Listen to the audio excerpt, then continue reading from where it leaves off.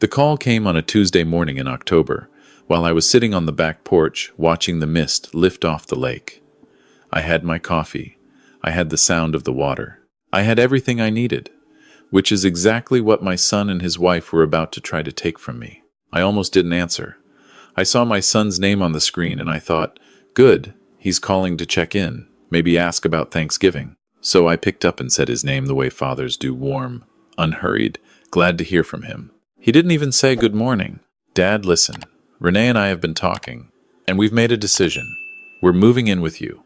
We'll be there by the end of the month.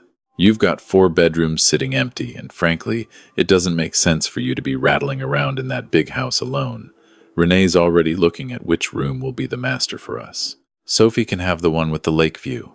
Oh, and Renee wants you to clear out Carol's studio. She's going to use it for her home business. We'll be there in about 3 weeks, so start making room. He hung up before I said a single word. I sat there holding the phone, watching a heron land on the far dock. The lake was perfectly still. The coffee had gone cold without my noticing. I want you to understand something before I go any further. That house, 4 acres of lakefront property outside of Cooperstown, New York, is not just real estate. My wife Carol and I broke ground on it in 1997. We spent 7 summers building it, arguing over window placements and porch widths and whether the kitchen should face east or west. She wanted east, so it caught the morning light. I built the bookshelves in the study myself, shelf by shelf, because she liked the smell of pine. She died 3 years ago in the bedroom we shared for 21 years in that house, and the studio my daughter-in-law had just casually declared she was taking over still had Carol's last half-finished painting on the easel. I had not moved it.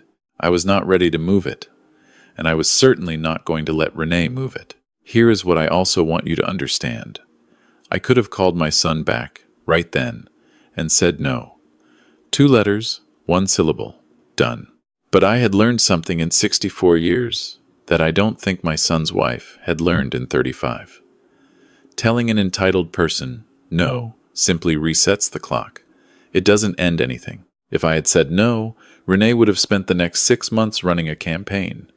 She would have called my son's aunts, his cousins, his college friends. She would have framed me as the difficult old man pushing away his own family. She would have used my granddaughter Sophie like a chess piece, restricting visits until I complied. I had watched her do it before, not to me, but to my son's older sister, and to Renee's own mother, who now spent holidays alone in a condo in Boca Raton. No was not going to be enough. Renee needed to show herself, and I was going to make sure she had every opportunity to do exactly that. I poured out the cold coffee and went inside to make a phone call of my own. His name is Gerald Whitmore, and he has been my attorney since 1989. We went to the same church for 15 years, fished the same river every April, and he handled my wife's estate without charging me a single additional hour when the process took longer than expected. When I told him what my son had said, Gerald was quiet for a moment. "You want to fight it?" he asked. "I want to finish it," I said, permanently, once and for all.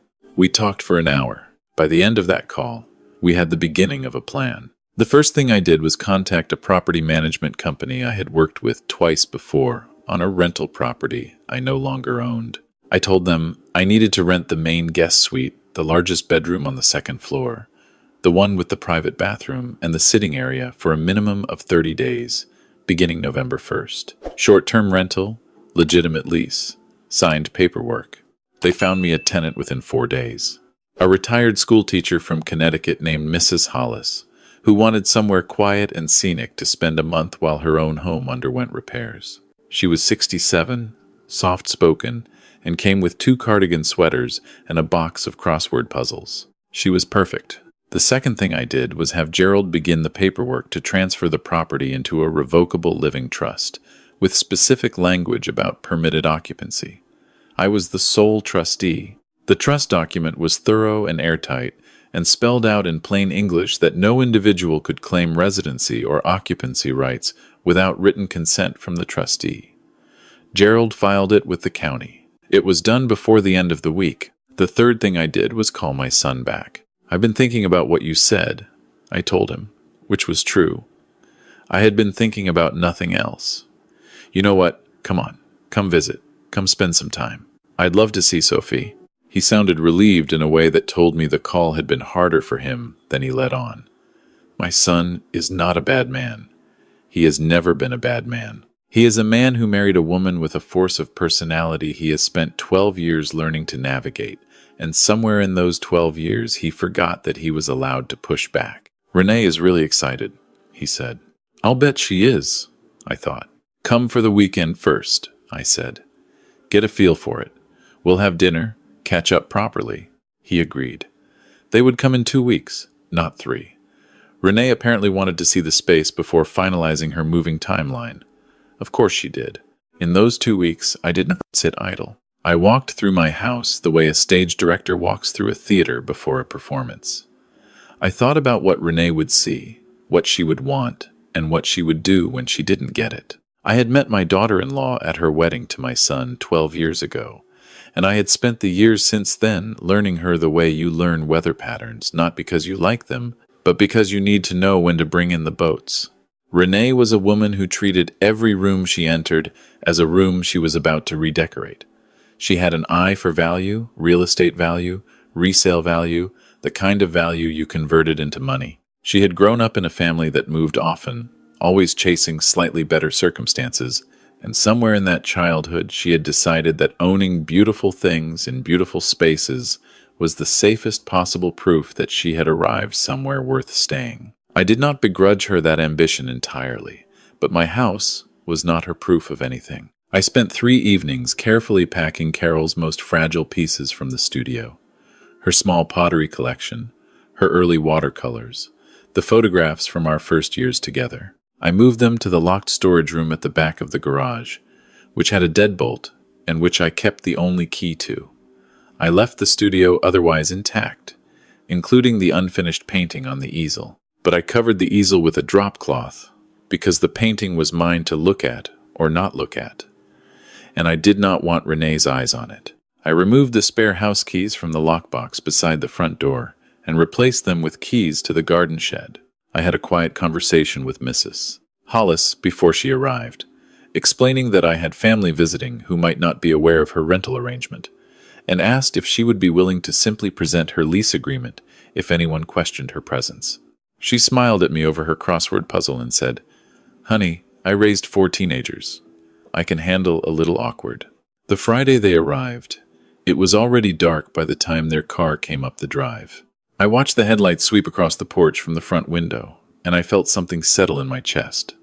Not anger, not nervousness, just the steady, quiet patience of a man who has already done all the work and is now simply waiting for events to unfold. I went to the door and opened it before they knocked. My son hugged me the way he does, too brief, slightly stiff, the way men hug when they haven't figured out how to be easy with each other anymore. I held on a second longer than he expected, and I felt him relax a little. Sophie ran past both of us straight to the kitchen, because she remembered I kept the good cookies in the blue tin, and I loved her for that unreservedly. My daughter-in-law walked in behind them and stopped in the entrance hall the way people stop when they're doing math in their head. Her eyes went to the ceiling, to the staircase, to the archway leading to the great room with the lake view.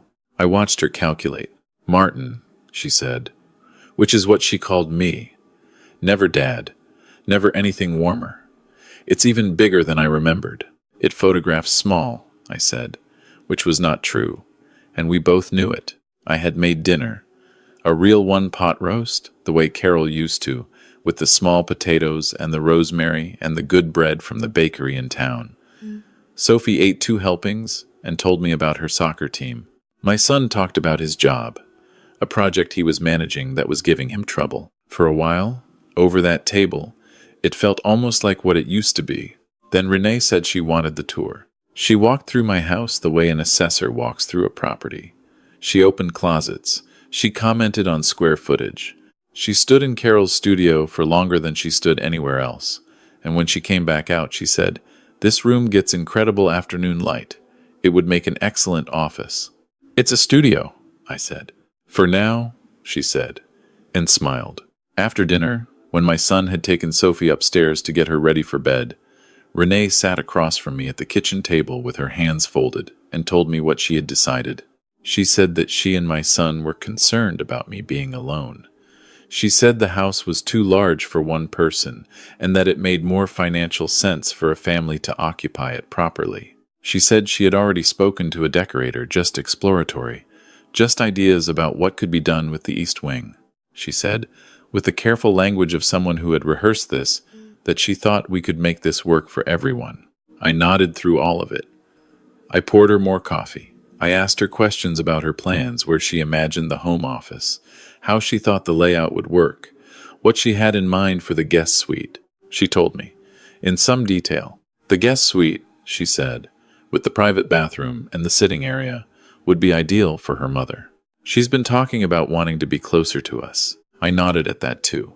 What I did not tell her was that the guest suite was, as of 3 days ago, legally occupied by a retired school teacher from Connecticut who had a signed lease and was, at that very moment, reading a crossword puzzle book in the sitting area Renee had just described as her mother's future bedroom. The next morning I was up at 5:30, as I always am. I made coffee and sat on the back porch and watched the lake come back to itself in the early light. At 7, I heard movement upstairs. At 7:15, I heard something else, a voice, sharp and surprised, in the hallway near the guest suite. Then a second voice, calm and slightly amused. Then footsteps on the stairs, fast. Renee came into the kitchen with the expression of a person who has just discovered something that should not exist. "There is a woman in that bedroom," she said. "That's Mrs. Hollis," I said. "She's renting the suite through November. Good tenant. Very quiet." The silence that followed was the kind that has temperature. "You rented out a room in your house," Renee said, without telling us. "I rented out a room in my house," I said, the way people who own houses do. My son came downstairs 20 minutes later, looking like a man who had already been briefed on the situation and did not know whose side he was supposed to be on. I poured him coffee and told him to sit down. "I want to talk to both of you," I said, "about the house." I set the trust documents on the table. Gerald had prepared a summary page, 1 page, plain language, no legal jargon. I slid it across to my son and watched him read it. It said that the property had been transferred to a living trust, that the trust governed occupancy, that no individual could establish residency without written consent from the trustee, that the trustee was me. My son read it twice. Then he looked up. "Dad, when did you do this?" 2 weeks ago, I said, right after the phone call. Renee was standing at the edge of the kitchen. She had not sat down. I noticed she was very still in the way that people are still when they are doing a great deal of work internally. "You did this because of us," she said. It was not quite a question. "I did this," I said, "because this is my home. It was my home before this conversation, and it will be my home after it. I built it with my wife. Her name is still on the foundation stone by the front walk, and it will stay there. I am not rattling around in it. I am living in it, the way she and I always intended to live in it, and I am going to keep living in it." I looked at my son when I said the next part. "You are welcome here anytime. You know that.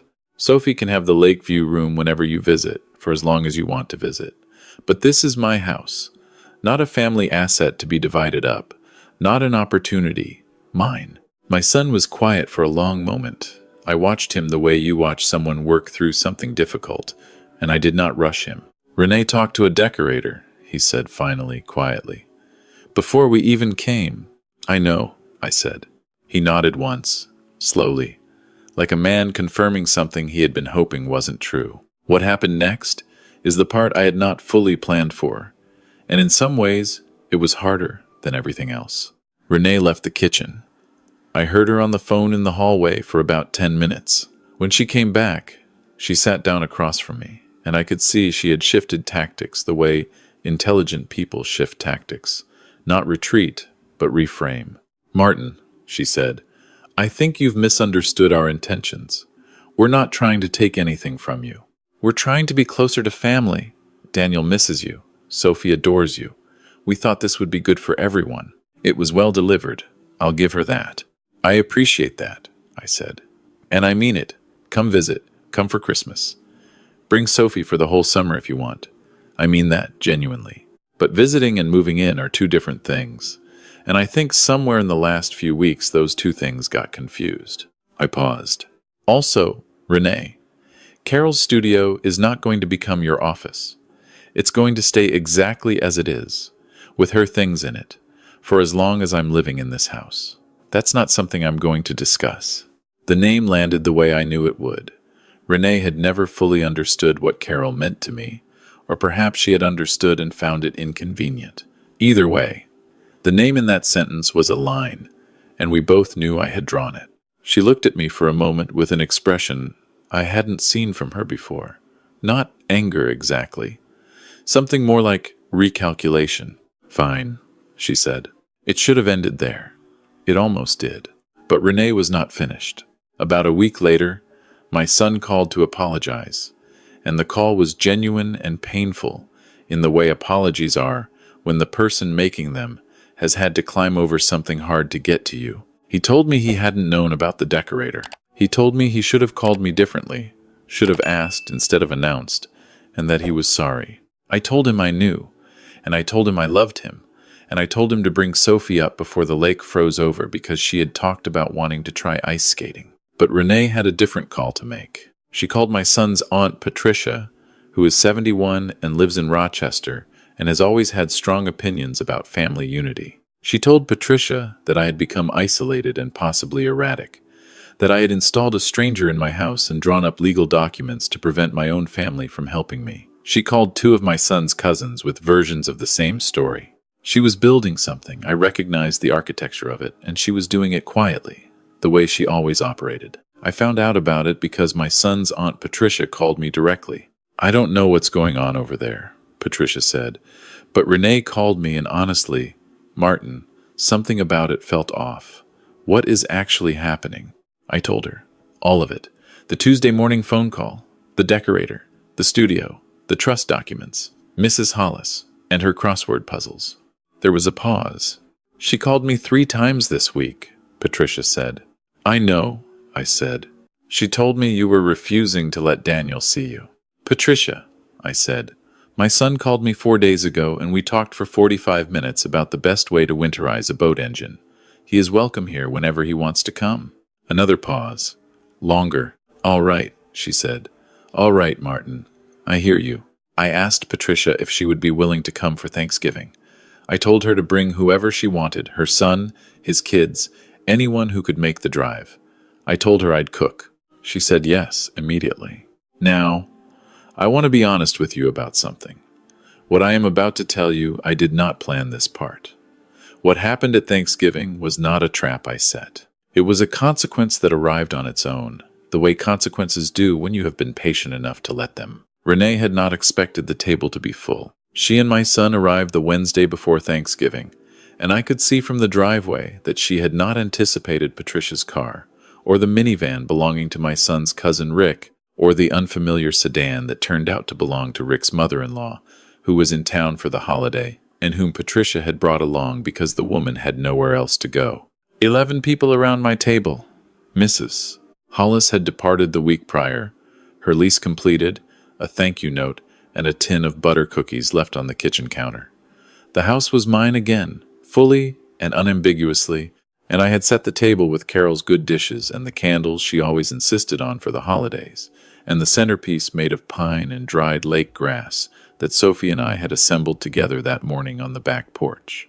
While my granddaughter explained the entire plot of a book she was reading, Renee walked into that house, and I watched her understand that the audience she had been quietly assembling against me was currently sitting in my dining room, waiting to eat my turkey. Dinner was what Thanksgiving should be, loud and warm and slightly chaotic, with Rick's kids trying to teach Sophie a card game she was too young for, and Patricia telling a story about my wife from 40 years ago that made me laugh and ache at the same time. My son sat next to me and helped me with the gravy the way Carol used to let him help when he was 10 years old, standing on a step stool so he could reach the stove. At some point during the meal, Patricia said to Renee casually in front of everyone, Martin tells me you all had some confusion about the living situation here.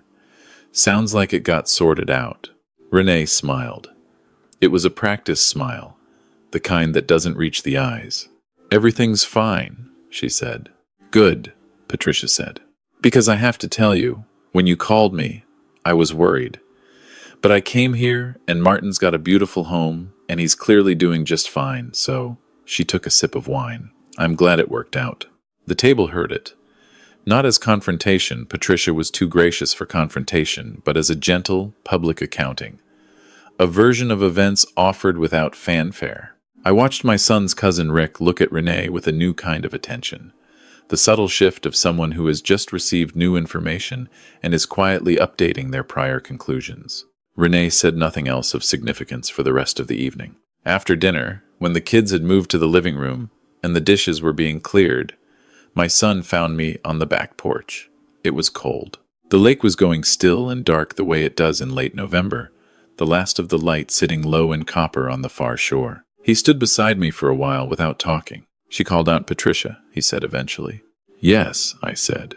She called Rick's mom too. And Joanne. He named 2 more relatives. She was trying to build a case. I know. He was quiet. The cold moved across the porch. I didn't know she did that, he said. Or I knew something was happening. I should have asked more questions. You're asking them now, I said. He leaned against the porch railing and looked at the lake, and I looked at him. My son at 38, still carrying in his face traces of the boy who used to fall asleep in the truck on the way home from fishing, cheek pressed to the window, tackle box rattling at his feet. She really wanted this house, he said. It was not a question. Yes, I said. I think I knew that, he said. I think I told myself it was about being closer to family. But I think I knew. I didn't say anything to that. Some things a man needs to say out loud just to hear himself say them, and the best thing you can do is simply witness it. I'm sorry, Dad, he said. I'm sorry for how I called you. The way I just announced it, that was wrong. It was disrespectful. It was, I said. And I forgive you for it. That's not even a question. He nodded. He looked like he might say something more, and then he didn't. And then he said, She's not a bad person. I want you to know that I know she's not a bad person. I don't think she is either, I said, and I meant it. People are rarely simply bad. They are usually afraid of something, reaching for something, compensating for something. That doesn't excuse the behavior. It just explains it. And explaining it is enough. I think she's scared, he said, about money, about security. She grew up not having things, and I think she sees this place, and he stopped. That's not your problem to solve. No, I said, but I'll tell you what is. Sophie grows up knowing this place. Sophie grows up coming here in the summers, learning to fish off that dock, helping me in the garden, sitting in the kitchen, eating Carol's cookie recipe. That is absolutely something we can make happen. And I want to make it happen. Whatever is going on between the 3 of us, that part doesn't have to be complicated. He turned to look at me. His expression was the one he used to have as a boy when he'd made a mistake and wasn't sure I was still on his side, still looking for evidence of how bad the damage was. I'm your father, I said simply. That's not something that comes with conditions. He cleared his throat and looked back at the lake. Inside, I could hear Patricia laughing at something Rick had said, and the clatter of Sophie winning whatever card game she'd been taught, announcing her victory at a volume only children can sustain without apology. 3 months have gone by since that Thanksgiving. Renee and I have not become close. I don't expect that we will, but my son calls more often now, not the dutiful monthly check-in, but actual calls. The kind where we run out of things to say and keep talking anyway. Sophie came for a week in February, and we skated on the edge of the lake, where it freezes reliably by the 2nd week of the month, and she told me she wanted to learn to paint. I took the drop cloth off Carol's easel that afternoon.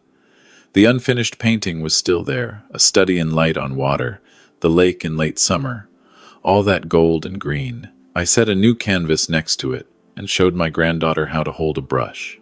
The studio is still a studio. The key to the storage room is still on my keyring. The trust documents are still filed with the county. Mrs. Hollis sent a Christmas card with a note that said she'd loved the stay and the crossword puzzles, and would I mind if she came back in the spring. I wrote back and said the guest suite would be ready. Here's the thing about a home that took a lifetime to build. It carries the weight of all the love that was put into it. You can feel it when you walk through it in the quiet hours, before the rest of the world is awake, when the light is coming off the lake and the pine floors are warm under your feet, and the bookshelves your wife asked for are full of her books, still marked with her handwriting in the margins. You do not protect something like that by raising your voice.